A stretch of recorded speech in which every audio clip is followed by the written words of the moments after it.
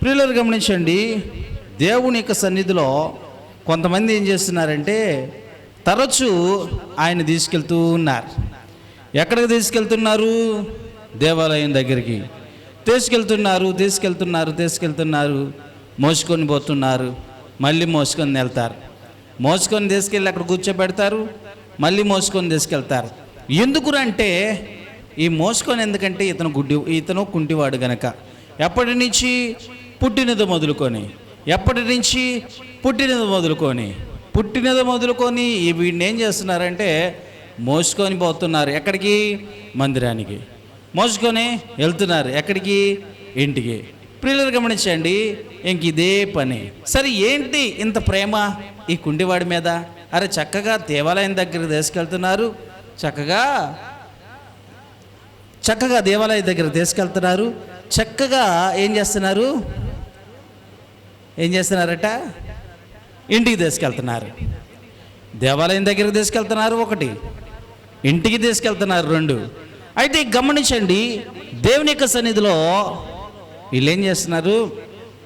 దేవుని మీద భక్తి ఉండి మందిరానికి తీసుకెళ్తున్నారా? దేవుని మీద ఆసక్తి ఉండి మందిరాన్ని తీసుకెళ్తున్నారా?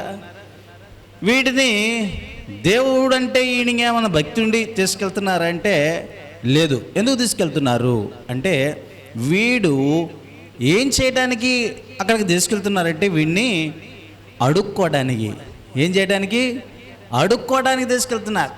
దేవాలయానికి అనేక మంది ప్రార్థన చేసుకోవడానికి వస్తారు, మందిరానికి వస్తారు, దేవుని వాక్యాన్ని వినటానికి వస్తారు.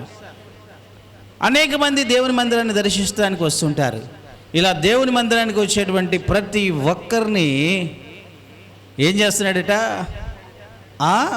భిక్షం అడుగుతున్నాడంట. అయ్యా దానం చేయండి, అయ్యా సహాయం చేయండి, అయ్యా నేను అవిటివాడిని, నేను నడవలేని స్థితిలో ఉన్నటువంటి వాడిని, కాబట్టి మీరేం చేస్తారు?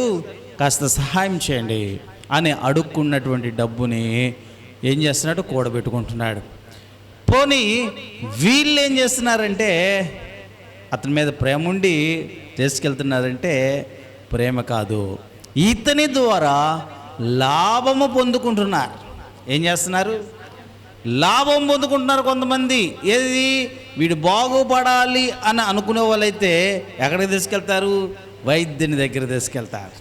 ఎక్కడ తీసుకెళ్తారు? మంచి హాస్పిటల్కి తీసుకెళ్తారు. ఎక్కడ తీసుకెళ్తారంటే వాడు బాగుపడాలని కోరుకున్నవాడు స్వస్థత జరిగితే ఎక్కడ జరుగుతుందో అక్కడికి తీసుకెళ్తారు. కానీ వీడిని ఏం చేస్తున్నారంటే మందిరానికి తీసుకెళ్తున్నారు. ఎందుకు తీసుకెళ్తున్నారు? అడుక్కోవడానికి తీసుకెళ్తున్నారు. మీరు బాగా గమనించండి. అంటే ఈ కాళ్ళు లేని వ్యక్తి మీద ఎవరు ఆధారపడుతున్నారు? కొంతమంది ఆధారపడుతున్నారు. వాళ్ళ పని ఏమిటి? తీసుకురావడం, తీసుకెళ్ళటం, తీసుకొచ్చి వదిలిపెట్టడం, తీసుకెళ్ళటం. అంటే వీడు మాత్రం ఏం చేస్తున్నాడు? చక్కగా వచ్చేపోయే వాళ్ళని అడుక్కుంటూ ఉన్నాడు. ఈ డబ్బుతో ఏం చేస్తున్నారు? వీని మీద వాళ్ళందరూ కూడా ఆధారపడి జీవిస్తున్నారు. ప్రియులు గమనించండి. అయితే అనుకోని రీతిగా ఒకరోజు ఏం జరిగిందంటే ఒక ఇద్దరు సేవకులు దేవుని యొక్క మందిరానికి నడిచి వెళ్తూ ఉంటే వారిని చూసి అయ్యా భిక్షమయ్యండి అని చెప్పేసి అడిగాడు ఆ కుంటివాడు. ఎప్పుడైతే ఆ కుంటివాడు భిక్షమేయండి అని చేశాడో అప్పుడు ఏం జరిగింది? అప్పుడు పేతురును యోహానును దేవాలయంలో ప్రవేశింపబోనప్పుడు వాడు చూచి భిక్షమడుగగా పేతురును యోహానును వారిని తేరి చూచి మా తట్టు చూడమనిరి. ఏం చేశారంట?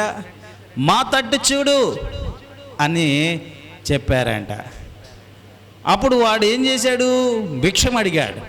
ఎప్పుడైతే భిక్షం అడిగాడో వెంటనే వాళ్ళు ఏం చేశారు? ఆగిపోయి ఒక్కసారిగా అతని వైపు చూశారు. చూసి ఏం చేస్తున్నారు? ఇదిగో మా తట్టు చూడు అన్నారు. అప్పుడు వాడు వారి యొద్ద ఏమైనా దొరుకునని కనిపెట్టుచు వారి యందు లక్ష్యముంచెను. ఏం చేశాడంట? ఇప్పుడు వీళ్ళు ఆగారు. ఎప్పుడైతే వీళ్ళు ఆగారో ఏమనుకున్నాడు? వీళ్ళు డబ్బులు ఇస్తారేమో, ధనం ఇస్తారేమో, మరొకటి ఇస్తారేమో అనుకొని ఆసక్తిగా ఆతృతగా చూస్తూ ఉన్నాడంట. ఇంకా కనిపెట్టుకొని చూస్తున్నాడు ఏమైనా ఇస్తారేమని. అప్పుడు వారు ఏమన్నారు? వెండి బంగారములు నా యొద్ద లేవు కానీ నాకు కలిగినదే నీకు ఇచ్చుచున్నాను. ఏం చేస్తాను? వెండి బంగారములు మా యొద్ద లేవు, మాకు కలిగినదే నీకు ఇస్తాము. మాకు కలిగిందే మీకు ఇస్తాము. వెండి బంగారాలు మా దగ్గర లేవు, డబ్బులు లేవు, ధనము లేదు, ఆస్తి లేదు, అంతస్తులు లేవు, మా దగ్గర ఏమి లేవు నీకు ఇవ్వడానికి. మా దగ్గర ఒకటి ఉంది, అది తీసుకుంటావా? అది మాత్రం నీకు ఇస్తాం. ఏమిటది? యేసు నామములో లేచి నడు. ఎప్పుడైతే యేసు నామములో లేచి నడు అని చెప్పేసి వాని చెయ్యి పట్టుకొని లేపారో, వెంటనే వాడి అరికాలు మొదలుకొని నడినెత్తి వరకు సమస్తము చీలమండలాలు కదిలింపబడి ఏమైపోయాయి? వాడు లేచాడు, నడిచాడు, దేవుణ్ణి ఆరాధిస్తూ మందిరంలోకి వెళ్ళాడట. హల్లెలూయా. చూడండి, ఆ మాట కూడా చూడండి. వాడు ఏం చేశాడట? వారు ఏం చేశారు? వాని కుడి చేయి పట్టుకొని లేవనెత్తెను. వెంటనే వాని పాదములను చీలమండలమును బలం పొందెను. వాడు దిగ్గున లేచి నిలిచి నడిచెను. నడుచుచు గంతులు వేయచు దేవుని స్తుతించుచు వారితో కూడా దేవాలయంలోనికి వెళ్ళెను. హల్లెలూయా. ఏం చేశారు? దేవాలయంలోనికి వెళ్ళను. ప్రియులను గమనించండి, ఇక్కడ కొన్ని ఆసక్తికరమైనటువంటి విషయాలు మనం తెలుసుకోవాలి. ఏమిటి అనేది మనం గమనించినట్లయితే, మొట్టమొదటిగా దేవుని యొక్క సన్నిధిలో ఈ కుంటివాడు ఎవరైతే ఉన్నాడో, ఈ కుంటివాడి యొక్క ఆశ, ఆసక్తి, ఆలోచన, తన యొక్క జీవితంలో ఏదైతే ఉందో ఆ ప్రయాస అంతా దేనికోసమంటే ఎవరైనా ఏమైనా ఇస్తారా? ఎవరైనా ఏమైనా ఇస్తారా? ఇదే ఆశ, ఇదే కోరిక కదా. ఇతని జీవితం అంతా ఏం చేశాడంటే ఎవరైనా ఏదైనా ఇస్తారేమో, ఎవరైనా వెండి ఇస్తారేమో, ఎవరైనా బంగారం ఇస్తారేమో, లేకపోతే ఎవరైనా నాణ్యాలు ఇస్తారేమో, డబ్బులు ఇస్తారేమో. ఇదే ఆశ. ఎందుకంటే వాడు బ్రతుకంతా కూడా దేనికి అలవాటు పడ్డాడు? అడుక్కోవటానికి అలవాటు పడ్డాడు. ఈ అడుక్కోవడానికి అలవాటు పడ్డ ఈ వ్యక్తి ఏం చేస్తున్నాడు? అదే ధ్యాసలో ఉన్నాడు, అదే ఆలోచనలో ఉన్నాడు. ఎవరు చూసినా కానీ ఇదే చేయి చాపడమే, ఎవరిని చూసినా కానీ చేయి చాపడమే. అది పెద్దవారైనా చిన్నవారైనా, లేకపోతే అధికారులు వచ్చినా, లేకపోతే ఇంకొకరు వచ్చినా చేయి చాపడమే. ఆ బుద్ధి పోవట్లే. ఇక ఇతనికి కావాల్సింది ఏమిటి? కొంచెము డబ్బు. ప్రియులను గమనించండి, మన దేవుడు ఎలాంటి వాడో తెలుసా? మన దేవుడు ఎవరు? అడిగిన వాటికంటే అధికమైన మేలులు దయచేసేటువంటి దేవుడు. హల్లెలూయా. ఎఫెసీయులకు రాసిన పత్రిక 3వ అధ్యాయం 20వ వచనంలో ఈ మాటను మనం చూస్తాం. ఏమిటా మాట? మనము అడుగున వాటికంటే అధికమైన మేలులు దయచేయవాడు ఆయన. కనుక ప్రియులను గమనించండి, మనము చిన్నదాన్ని అడుగుతుంటాం. మన జీవితంలో మనము కొన్ని చిన్న విషయాలు అడుగుతుంటాం. మనం అడిగేవన్నీ కూడా చిన్నవే. కానీ దేవుని యొక్క సన్నిధిలో దేవుడు మనకి ఇవ్వాలనుకుంటుంది ఏమిటంటే విస్తారమైనవి, గొప్పవి, శ్రేష్టమైనవి, నాణ్యత కలిగినవి. అంతేకాదు కానీ మనం ఊహించినటువంటివి దేవుడు ఇవ్వాలనుకుంటున్నాడు. ఎప్పుడైనా తన జీవితంలో అనుకున్నాడా నేను లేచి నడుస్తానని? ఆయన అనుకోలేదు. ఆయన అడిగింది ఏమిటి? అయ్యా కొంచెం దానం చేయండి. దేవుడు ఏమనుకున్నాడు తెలుసా? దానం కాదు, లేచి మళ్ళీ నువ్వు ఎప్పుడు కూడా అడుక్కోకుండా బ్రతికేటువంటి జీవితాన్ని నీకు ఇస్తా. నిన్ను ఎప్పుడు ఎవడు మోసుకొని రాకూడదు, నిన్నెప్పుడు ఎవడో తీసుకొని రాకూడదు, నీ మీద ఎవడు ఆధారపడకూడదు, నువ్వు ఎవరి మీద ఆధారపడకూడదు. నువ్వెంతట నువ్వే నడవాలి, నువ్వంతట నువ్వే పని చేసుకోవాలి, నువ్వెంతట నువ్వే డబ్బు సంపాదించుకోవాలి, నువ్వెంతట నువ్వే ఖర్చు పెట్టుకోవాలి, నీ అంతట నువ్వే ఆనందించాలి. నిశ్చయముగా నీ చేతుల కష్టార్జితాన్ని నువ్వు అనుభవించాలి. ఇది దేవుని యొక్క కోరిక. మనం ఏం చేస్తున్నామంటే చిన్న చిన్న వాటికి మనము దేవుణ్ణి అడుగుతూ ఉంటాం, చిన్న వాటిని అడుగుతుంటాం. కానీ ఆయన ప్రణాళిక వేరు. ఇతని యొక్క కోరిక ఏమిటి అంటే ఏమైనా దొరుకుతుందేమో, ఇతని ఆలోచన ఏమైనా దొరుకుతుందేమో. కానీ దేవునిది ఏంటి? విస్తారమైనటువంటి ఆశీర్వాదాలు ఇవ్వాలి. ప్రియులు గమనించండి, మరేం జరిగింది అనేది మనం గమనించినట్లయితే ఈ యొక్క చిన్న ఆశ దేవుని దగ్గరికి వచ్చినప్పుడు అది విస్తారమైనటువంటి గొప్ప ఆశీర్వాదంగా మార్చబడింది. ఏమిటి ఆశీర్వాదం అంటే స్వస్థత. మరేం జరిగింది? మరేం చేశారు తెలుసా? మా దగ్గర ఏమీ లేవు, వెండి బంగారములు మా కాడ లేవు, వెండి బంగారములు మా దగ్గర లేవు, మాకు కలిగినదే నీకు ఇస్తాం, మేము సంపాదించుకున్నది మీకు ఇస్తాం, మేము ధరించుకున్నది మీకు ఇస్తాం. ఏం ధరించుకున్నారు వీళ్ళు? యేసు నామాన్ని ధరించుకున్నారు. ఏమి పొందుకున్నారు వీళ్ళు? యేసు నామాన్ని పొందుకున్నారు. వీళ్ళు ఏమి ఇవ్వాలనుకుంటున్నారు? వీళ్ళు యేసు నామములో కార్యం చేయాలనుకుంటున్నారు. ఇప్పుడు ఏం చేశారు చెప్పండి? సంపద ఉందా వాళ్ళ దగ్గర? డబ్బులు ఉన్నాయా వాళ్ళ దగ్గర? ఏమీ లేవు. ఇప్పుడు ఏమి ఇవ్వాలనుకుంటున్నారు?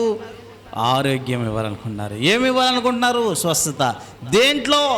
యేసుక్రీస్తు నామములో. ప్రియులు గమనించండి, మన దగ్గర ఈరోజు ఏముంది? ప్రశ్న. మన దగ్గర ఏముంది? ఏమీ లేదు మన దగ్గర. అయితే మన దగ్గర ఉంది ఏమిటి? ప్రార్థన ఉంది, మన దగ్గర ఉంది విశ్వాసం ఉంది, మన దగ్గర ఉంది దేవుని వాక్యం ఉంది. మన దగ్గర డబ్బులు లేకపోవచ్చు, మన దగ్గర ధనం లేకపోవచ్చు, మన దగ్గర బంగారం లేకపోవచ్చు, మన దగ్గర వెండి బంగారాలు ఏమీ లేకపోవచ్చు, పొలాలు లేకపోవచ్చు, ఆస్తి ఐశ్వర్యం ధనము ఏమీ లేకపోవచ్చు. కానీ నా కాడ ఉన్నది ఏంటంటే దేవుని వాక్యము. ప్రార్థన ఉంది నా దగ్గర, వాక్యం ఉంది నా దగ్గర, అంతేకాదు కానీ విశ్వాసం ఉంది నా దగ్గర. అప్పుడు మనం ఏం చేయాలి?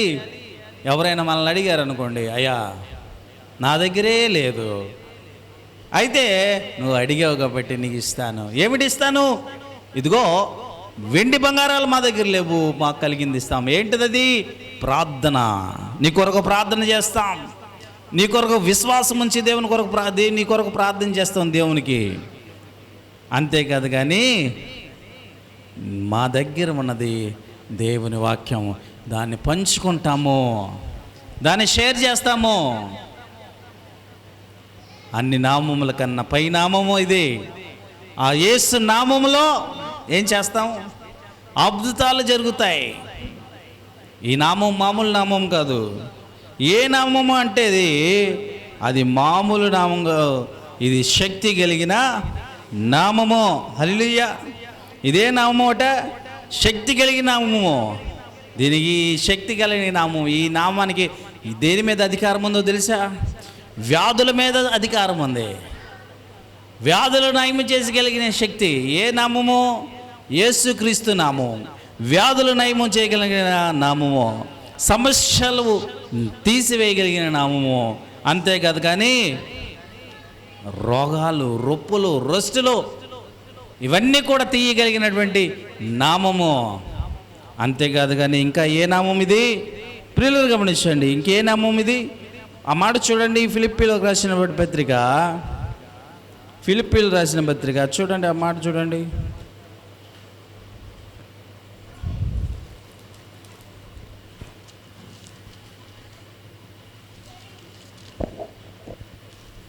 ఏ నామం అట్టంటే ఫిలిప్పీలకు రాసిన పత్రిక 2వ అధ్యాయము 9వ వచనం. అందుచేతను పరలోకమందున్న వారిలో కానీ, భూమి మీద ఉన్న వారిలో కానీ, భూమి క్రింద ఉన్న వారిలో కానీ ప్రతి వాని మోకాలను యేసు నామమును వంగునట్లు ప్రతి వాని నాలుకయు తండ్రి అయిన దేవుని మహిమార్థమై యేసుక్రీస్తు ప్రభువు అని ఒప్పుకున్నట్లును దేవుడు ఆయనను అధికముగా హెచ్చించి ప్రతి నామమునకు పై నామముగా ఆయనను అనుగ్రహించెను. హల్లెలూయా. ఎవరైనట? ప్రతి మోకాలు వంగాలి, ప్రతి మోకాలు వంగాలి, ప్రతి వ్యాధి ఆయన ముందు సరెండర్ అవ్వాలి, ప్రతి సమస్య ఆయన ముందు లొంగిపోవాల్సిందే. ప్రతి ఆర్థిక సమస్య అయినా సరే, ప్రతి అనారోగ్య సమస్య అయినా సరే, ప్రతి విధమైనటువంటి వ్యాధి అయినా సరే, ఏదైనా సరే లొంగిపోవాల్సిందే. అది మన యొక్క ఆర్థిక పరిస్థితులు కావచ్చు, అనారోగ్య సమస్యలు కావచ్చు, లేకపోతే తీరనటువంటి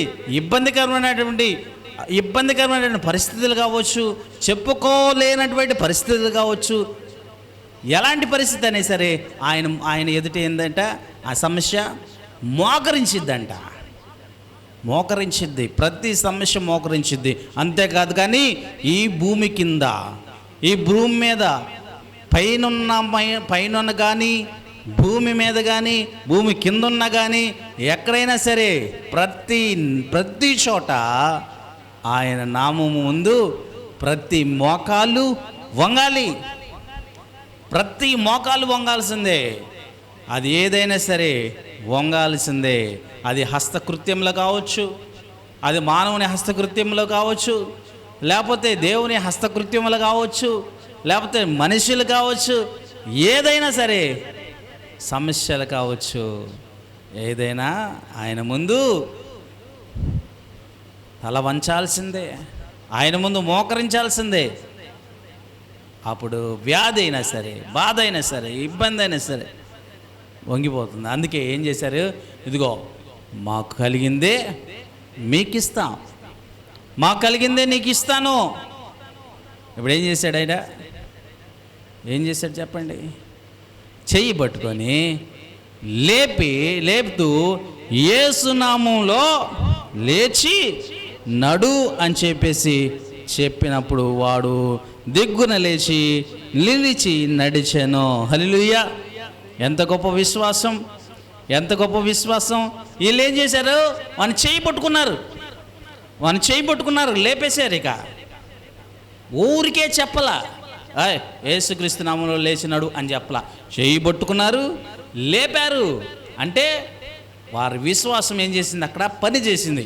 ఈరోజు క్రైస్తవు అయిన దేవుని పిల్లలారా గమనించండి, కార్యము లేని విశ్వాసము మృతము అంటాడు. అంటే మన విశ్వాసాన్ని మనం ఏం చేయాలంటే కార్యరూపంలో చూపించాలి. మన విశ్వాసాన్ని ఎలా చూపించాలంటే మనము పని చేసి మనం చూపించాలి. పని చేయకుండా ఇదిగో నాకు విశ్వాసం ఉంది అంటే కుదరదు. విశ్వాసం ఎలా వ్యక్తపరుస్తామంటే పని ద్వారానే వ్యక్తపరుస్తాం. ఏం పని ద్వారా? మనకేదైతే ఒక సమస్య ఉందో దాన్ని మనం ఏం చేయాలి? చెయ్యాలి. ఆ పని చేయాలి, ఆ పనికి పూనుకోవాలి. నీకు స్వస్థత కలుగుద్ది అంటే కుదరదు. ఏం చేశారు వీళ్ళు? అతను లేపి నుంచబెట్టారు, నడిపించారు. హల్లెలూయా! కనుక వీరి విశ్వాసం ఏమిటి? గొప్పది. కనుక ప్రియులు గమనించండి, దేవుని యొక్క సన్నిధిలో ఆ కుంటివాడు ఏం చేశాడు? ఇప్పుడు లేచాడు, నడిచాడు, దేవుని స్తుతించారు.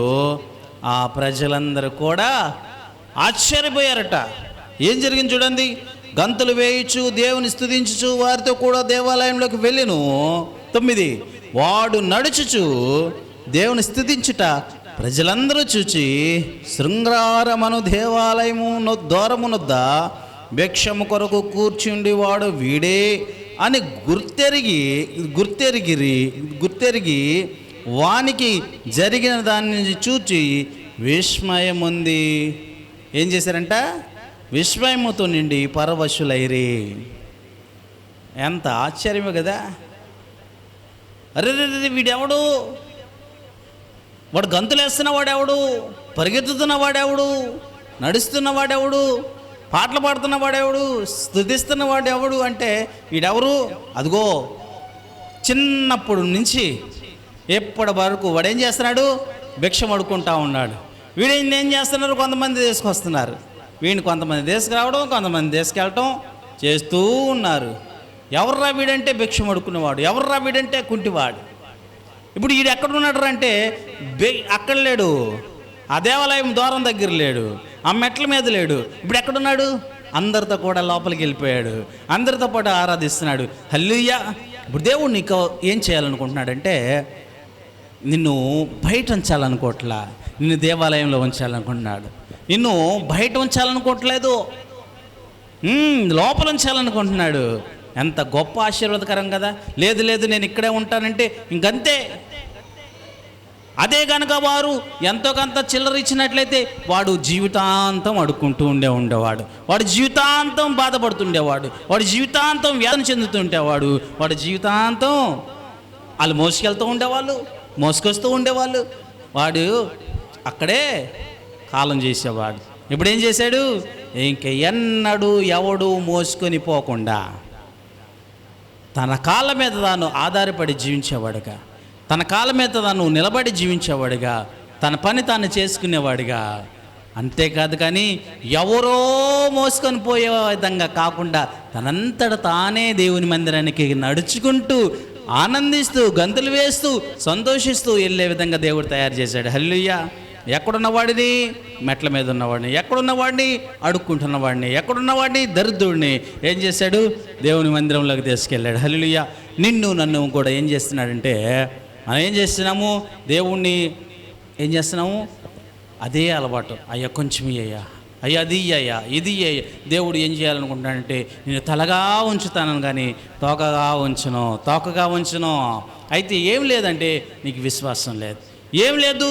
నీ దగ్గర ఉన్నది, నీ దగ్గర ఉన్నది, నీ దగ్గర ఉన్నది నువ్వేమనుకుంటున్నావు అంటే, నా దగ్గర ఏం లేదు, నా దగ్గర ఏం లేదు, ఏం లేదు, ఏం లేదు. ఆడి దగ్గర ఏం లేదు, ఏమీ లేదు, ఏమీ లేదు. అందుకే అడుక్కుంటున్నాడు. దేవుడు నీకు ఇచ్చాడు. ఏమిచ్చాడు? ప్రార్థన ఇచ్చాడు. ఏమిచ్చాడు? వాక్యం ఇచ్చాడు. ఏమిచ్చాడు? విశ్వాసం ఇచ్చాడు. ఏమిచ్చాడు చెప్పండి? 3 ఇచ్చాడు. ప్రార్థన ఇచ్చాడు, విశ్వాసం ఇచ్చాడు, ఇంకా వాక్యం ఇచ్చాడు. మనం ఏం చేస్తున్నాము? నా దగ్గర డబ్బులు లేవు, నా దగ్గర బంగారం లేదు, నాకు అవి లేవు, మా తాతలు సంపాదించలేదు, మా ముత్తాతలు సంపాదించలేదు, మాకు కూడబెట్టలేదు, మాకు వాళ్ళకి మళ్ళీ అవి లేవు, ఇవి లేవు. మనం అదే అనుకుంటుంటాం. అనుకొని డీలా పడిపోతుంటాం.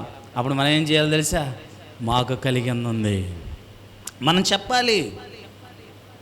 దేవుడు నాకు ఇచ్చాడు, ప్రార్థన ఇచ్చాడు, దేవుడు నాకు ఇచ్చాడు, వాక్యం ఇచ్చాడు, దేవుడు నాకు ఇచ్చాడు, విశ్వాసభరితమైన జీవితాన్ని ఇచ్చాడు.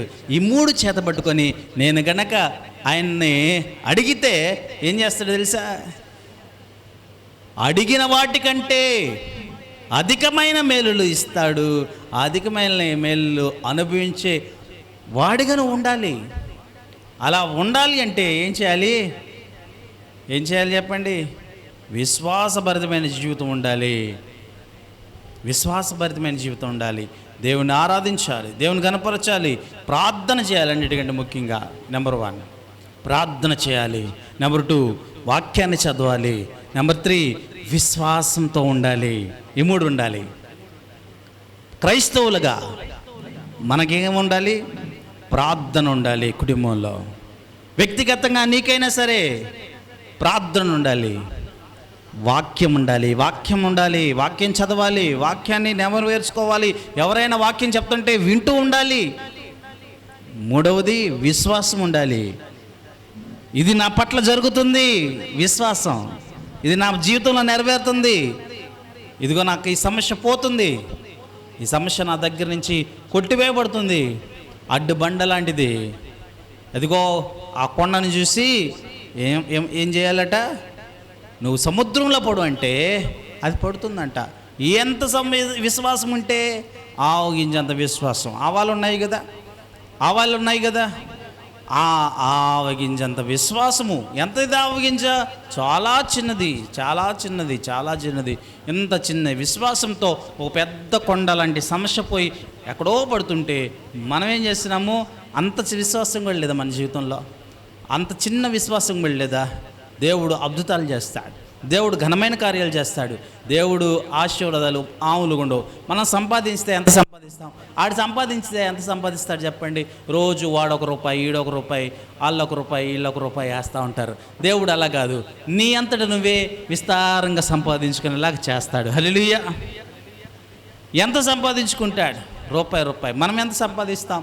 మహా అయితే 200, 300, 400, 500, 1000 రూపాయలు. దేవుడిస్తే ఆశీర్వాదాలు. ప్రియులను గమనించండి, ఒక మాట చెప్తాను చూడండి. ఒక చెరువు నిండాలంటే ఏం చేయాలి? ఒక చెరువు నిండాలంటే ఏం చేయాలి చెప్పండి? ఏం చేయాలి? ఒకడు ఏం చేశాడు? చెరువు నిండాలి, నీళ్ళు ఒక బిందెతో నీళ్ళు తీసుకెళ్ళి పోస్తా ఉన్నాడు. బిందెతో నీళ్ళు తీసుకెళ్తున్నాడు. ఆ ఊరు వాళ్ళందరూ ఏం చేశారు? బిందెతో నీళ్ళు తీసుకెళ్ళి పోయాలనుకున్నారు.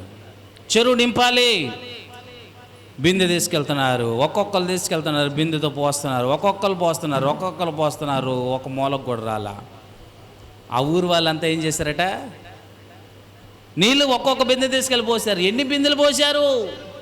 అందరూ బిందెలు పోశారు, నిండలా. ఆలోచించారు, ఏం చేయాలి? మా ఊరు చెరువు నిండాలి, మా ఊరు చెరువు నిండాలి, నీళ్ళతో నింపబడాలి. మేమంతా కూడా పూనుకున్నాము, తలా ఇంటికి ఒక బిందె తీసుకెళ్ళిపోయాలి. పోసాం, నిండిందా? నిండలా. మరేం జరగాలి? అప్పుడు ఆలోచించారు, ఏం జరగాలి అంటే అర్థం కాల. ఏం జరిగితే నిండుతుంది? ఆకాశం నుంచి, మహాకాశం నుంచి ఏం పడాలి? వర్షం పడాలి. ఎప్పుడైతే మేఘాలు ఆ చెరువు మీదకి వచ్చి ఆ యొక్క వర్షపు జల్లులు కురుస్తాయో ఏమవుతుంది? చెరువు నిండుతుంది. హల్లెలూయా. నువ్వు ఎన్ని నీళ్ళు పోసినా ఉపయోగంలా, ఎన్ని బిందెలు పోసినా ఉపయోగంలా, ఎన్ని ట్యాంకర్లు పోసినా ఉపయోగంలా. ఏం చేయాలి? వర్షం పడాలి. ఎక్కడ పడాలి? ఆ చెరువులో పడాలి. అలాగే నా జీవితంలో కూడా అంతే. మనం మనకుండే సమస్య కొండ లాంటిదే. మనకుండే సమస్య ఓ పెద్ద కొండ లాంటి సమస్య. ఒక్కొక్క రూపాయి కూడబెట్టుకుంటే అయ్యేది కాదు. మన యొక్క డబ్బు, మన యొక్క ఆదాయము ఆ సమస్యతో పోల్చుకుంటే మన ఆదాయము అంత లేదు. సమస్య ఏమో పెద్దది, మన ఆదాయం ఏమో చిన్నది. మన ఆదాయం చిన్నది. ఎంత పోరాడినా, ఎంత పరిగెత్తినా, ఎంత ఏం చేసినా కూడా ఆ సమస్య పోవట్లా. అప్పుడు ప్రార్థన చేయాలి, అయ్యా నా సంపాదన కంటే నా సమస్య పెద్దది, నా ఆదాయం కంటే నా అప్పులు పెద్దవి, నా ఆర్థిక పరిస్థితి కంటే నాకు ఉన్నటువంటి సమస్యలే పెద్దవి, నా ఆర్థిక స్థితి కంటే నా అనారోగ్య సమస్యలే పెద్దవి.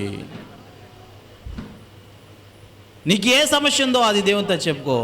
నా స్థితి ఇది, నాకున్న సమస్యలు అవి. నేనేం చేసినా కూడా పరిగెత్తలేకపోతున్నాను, ఏమేమో చేస్తున్నాను, నా ఉపయోగం లేదు. నువ్వు అద్భుతం చేస్తే ఏం చేస్తావు?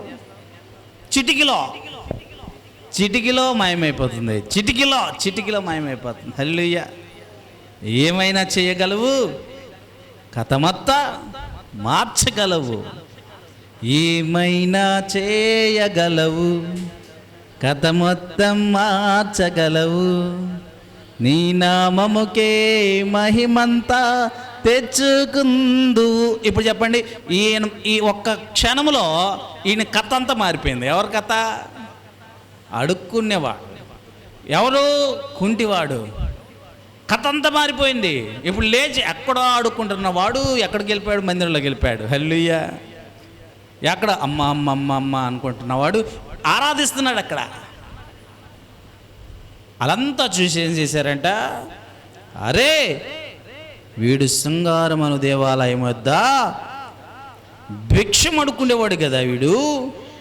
ఆ ద్వారం వద్ద కూర్చొని భిక్షం కొరకు కూర్చున్నవాడు కాడా అని ఒకడు అడిగితే ఆ వాడు వీడే అని గుర్తెరిగిన వాడు మరొకడు. అంతేకాదు, కానీ జరిగిన దానిని చూచి వాళ్ళంతా కూడా ఏం చేశారు? ఆశ్చర్యపోయారు. అలాంటి జీవితం, ఆశ్చర్యకరమైనటువంటి జీవితం మన జీవితాల్లో జరగాలి. ఆశ్చర్యకరమైనటువంటి సంఘటనలు మన జీవితంలో జరగాలి. ఆ సంఘటనలు చూసి అనేక మంది ఆశ్చర్యపోవాలి. అరే, మొన్న జరిగింది వీడేనా, మన జరిగింది వాడేనా? ఆశ్చర్యకరమైనటువంటి సంఘటనలు మన జీవితంలో జరగాల వద్దా? తల వంచండి, ప్రార్థించుకుందాం. ప్రేమ కలిగిన తండ్రి, దయగల రాజా, నీ కృప పొందాలి. మాతోను మాట్లాడాలని పడుకుందా తెలియజేసిన ఈరోజు నాతో మాట్లాడారు. నీకు కావాల్సింది ఏంటిది? నీకు కావాల్సింది డబ్బు కాదు, నీకు కావాల్సింది దేవుని శక్తి, నీకు కావాల్సింది పరిస్థితులు శాశ్వతం కాదు. దాన్ని మార్చగలిగిన దేవుడు కావాలి. నువ్వు పరిస్థితిని ఏం చేస్తున్నావు? పరిస్థితిని చూస్తున్నావు, ఇది పోవాలనుకుంటున్నావు, దాన్ని మార్చగలిగిన వాడది. ఎంతకాలం వాడు పుట్టినది మొదలుకొని అక్కడే ఉన్నాడు, అదే స్థితిలో ఉన్నాడు. ఈరోజు వాని జీవితాన్ని మార్చి వాని జీవితాన్ని దేవుని సన్నిధిలోకి నడిపించాడు.